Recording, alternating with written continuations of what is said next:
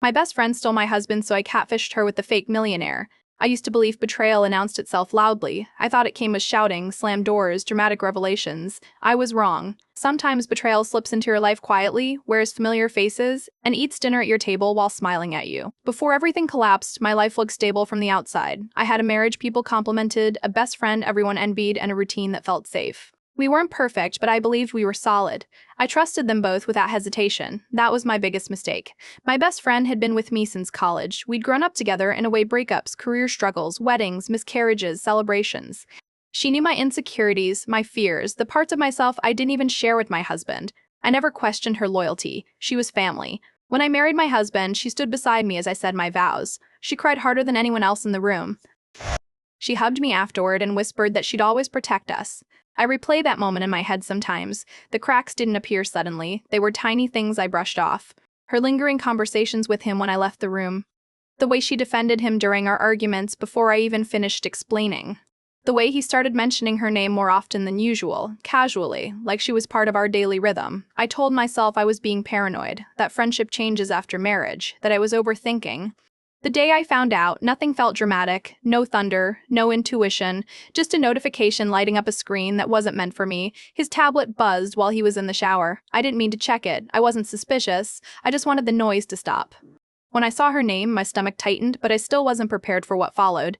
The messages weren't explicit at first. They didn't need to be. Familiarity has its own intimacy, inside jokes, complaints about me, comforting words that crossed invisible lines. Then the photos appeared.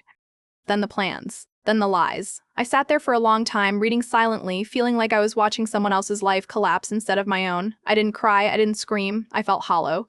When he came out and saw the tablet in my hands, his face told me everything before his mouth ever opened. He tried to explain. He tried to blame loneliness, stress, confusion. He said it just happened. It never just happens. Confronting her was worse.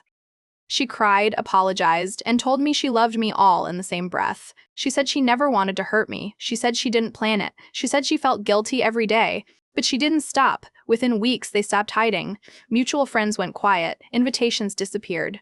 I became the awkward subject people avoided. Somehow, I was the one who felt embarrassed, like I'd done something wrong. I walked away quietly. I didn't fight for the marriage. I didn't beg. I signed the papers, packed my things, and disappeared from their lives. They got to play happy couple without resistance. For months, I focused on rebuilding myself. Therapy, long walks, nights where I stared at the ceiling replaying everything. The grief wasn't just about losing my husband. It was about losing the version of myself that trusted easily. That's when patterns started to emerge. I remembered moments from our friendship that no longer felt innocent. Her competitiveness, the way she mirrored my life choices, the subtle satisfaction she took when things went wrong for me, how she always needed to feel chosen. She didn't want my husband because she loved him. She wanted him because I had him. The idea didn't come from rage. It came from clarity. I didn't want to destroy her life. I wanted to understand it. I wanted to see how deep her emptiness ran. So I created someone, not a fantasy. A mirror of everything she thought she deserved. He was successful but understated. Wealthy but private. Emotionally attentive without being needy. A man who listened.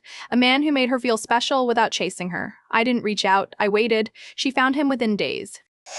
Watching her unravel was unsettling. She complained about feeling stuck, about being misunderstood, about how quickly people's excitement faded once reality set in. She spoke about loyalty while betraying it again without hesitation. She told him she wanted more from life, more money, more admiration, more attention. She never once mentioned guilt. As their conversations deepened, she started pulling away from my ex. I heard about the arguments, the accusations, the tension. She compared him to someone else constantly, measuring him against a man who didn't even exist.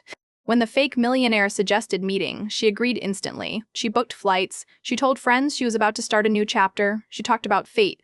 That was when I ended it. I didn't humiliate her publicly. I didn't expose screenshots. I didn't ruin her reputation. I sent one message: calm, factual, unavoidable. I told her who he was, why I did it, and how easily she had proven that loyalty was never her strength. She never responded. My ex did, angry, accusing me of manipulation, saying I'd gone too far. I let him speak until he ran out of words, then blocked him too. What surprised me wasn't how they reacted, it was how I felt. There was no rush of victory, no satisfaction, just a quiet sense of closure. I didn't need revenge. I needed confirmation that losing them wasn't a loss at all. They didn't destroy me. They revealed themselves. And that was the moment I finally stopped questioning my worth and started protecting my peace.